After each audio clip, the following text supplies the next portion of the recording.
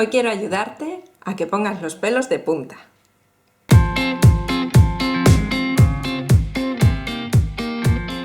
Aunque te guste leer historias de miedo y también escribirlas, es muy probable que en tu día a día no te guste sentir este sentimiento, ¿verdad? Sin embargo, ten en cuenta que gracias al miedo estamos aquí, hemos podido evolucionar como especie, porque el miedo nos ha hecho estar alerta, ¿no? Nos ha sido útil porque nos ha permitido poner pies en polvorosa cuando el peligro nos acecha. Pero la vida cambia, el ser humano evoluciona y también evoluciona o se ve enriquecido lo que nos da miedo.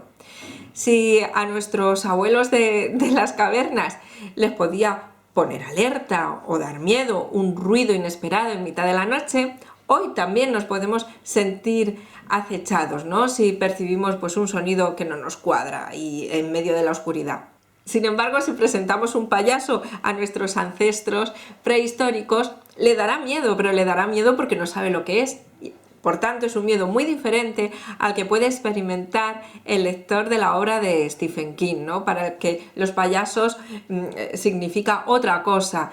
Como sabes, es durante el siglo XIX, con el romanticismo, cuando empiezan a eclosionar las historias de miedo. De esta época son Poe, Lovecraft, la novela gótica, bueno, tenemos a las leyendas de Becker, también todas las historias de vampiros, los cementerios, la ultratumba, etc. Pero fíjate en una cosa curiosa, en algunas ocasiones estas historias de miedo están al servicio de ofrecer una enseñanza, una moraleja al lector. De esta manera, el autor utiliza el miedo como una herramienta para transmitir determinado mensaje. Tal es el caso, por ejemplo, de Don Juan Tenorio de Zorrilla. Ya sabes que Don Juan Tenorio tiene una vida muy disoluta y va a ir al infierno. Sin embargo, como se arrepiente, y gracias también a la intervención de Doña Inés, bueno, es perdonado y liberado de acabar allí. Recuerda los versos, un punto de contrición da un alma a la salvación. De este modo, el autor está utilizando ese miedo, ese pavor, como una herramienta al servicio de ofrecer una moraleja. Ya hemos dicho que el ser humano evoluciona y lo que nos da miedo también. Entonces llegamos al siglo XX y conjuntamente con esta tendencia, bueno, los escritores se dan cuenta que es muy interesante empezar a escribir y reflexionar sobre nuestros propios miedos. Hay que agradecer también a las teorías de Freud y de otros psicólogos que empiezan a indagar en el subconsciente y en lo más profundo de la mente humana. De este modo se empieza a percibir que en nosotros mismos también está el enemigo y los autores escriben sobre este sentimiento de una forma más primitiva, indagan en el miedo más irracional. Si te gusta escribir historias de miedo, te voy a ofrecer 4 sugerencias o 4 ideas para que pongas a tus lectores los pelos de punta.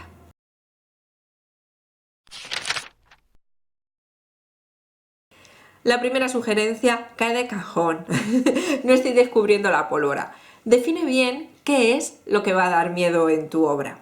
Lo que da miedo en tu obra puede ser algo indescriptible, puede ser un ser real o de ultratumba, puede ser una obsesión, puede ser el miedo a algo del futuro o algo que ha ocurrido en el futuro que se proyectará en el presente. Puede ser el miedo a una enfermedad. Bueno, las variables son infinitas. En realidad lo que puede dar miedo es lo que a ti te dé miedo o lo que tú quieras que dé miedo.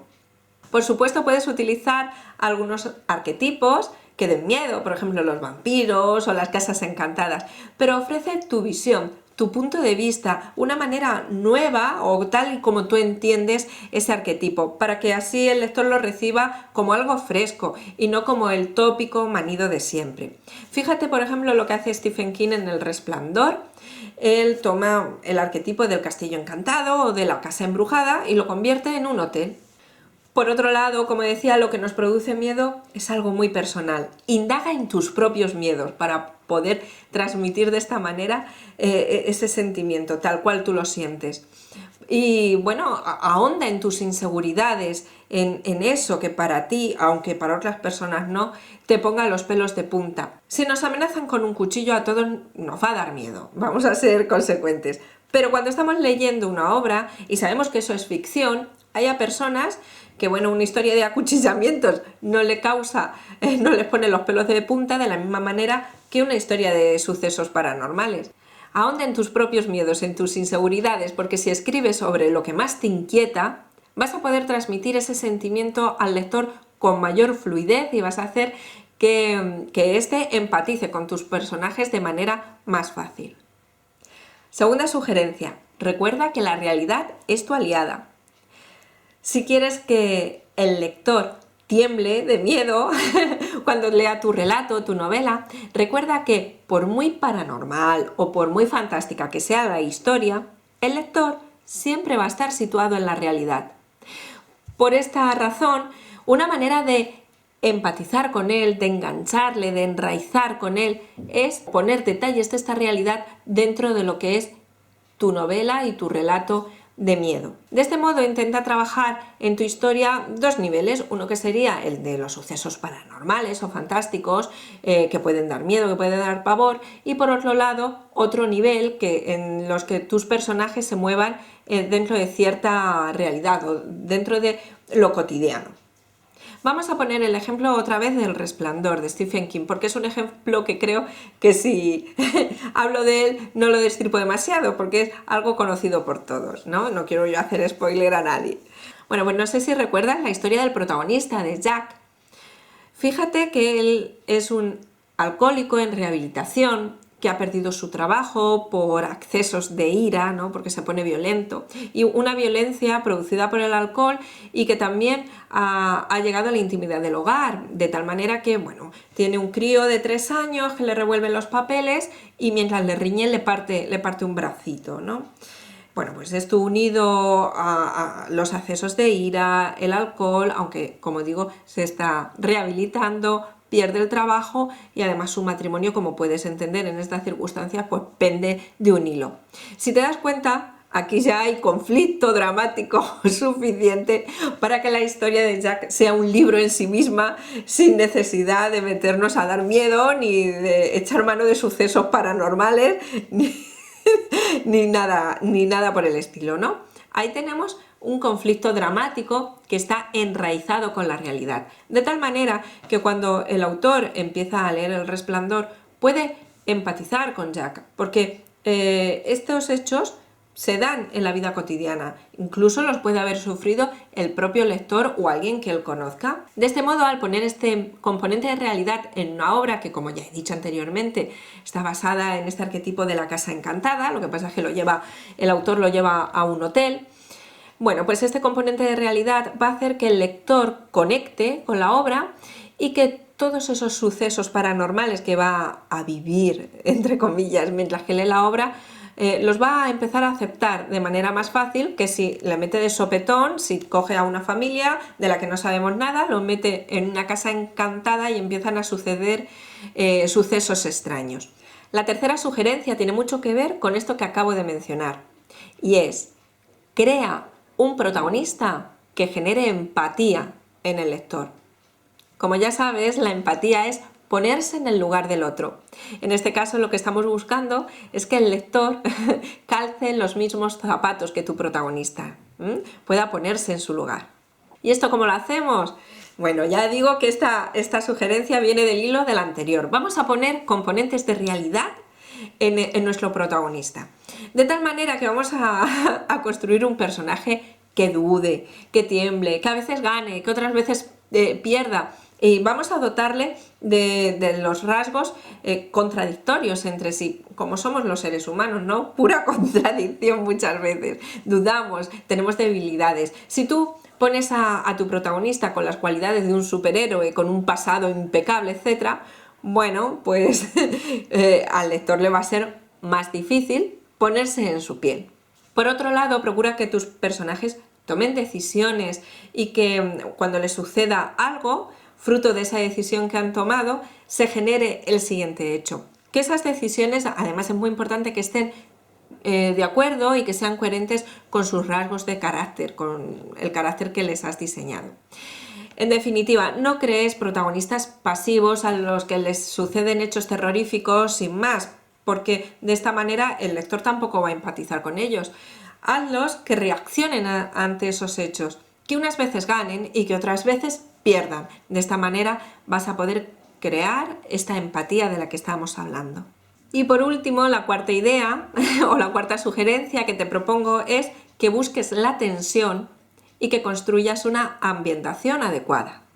A ver, ¿qué puede ocurrir si empezamos a describir un hecho terrorífico tras otro?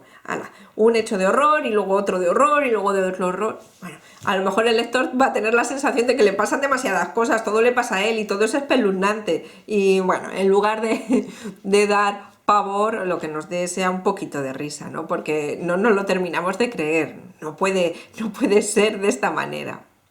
En definitiva, dosifica los hechos espeluznantes que van a ocurrir en tu novela o relato y distáncialos, de tal manera que el ritmo entre hecho espeluznante y hecho espeluznante va a ser más calmado, más tranquilo, porque en ese momento vamos a estar preparando al lector para el próximo hecho terrorífico y vamos a empezar a construir esa tensión.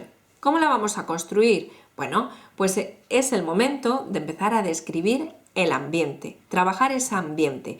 Vamos a describir los escenarios con frases un poquito más largas de lo habitual y vamos a hacer descripciones minuciosas, con mucho detalle. No solamente vamos a reconstruir, como decía, los escenarios, sino también esa atmósfera que va a envolver a los personajes. Detente en ello, porque este ambiente también va a ser algo que contribuya a que tu lector pase miedo. Pero tampoco puedes escribir una obra con todo el ritmo lento y pausado y frases largas y descriptivas, ¿verdad? Claro que no.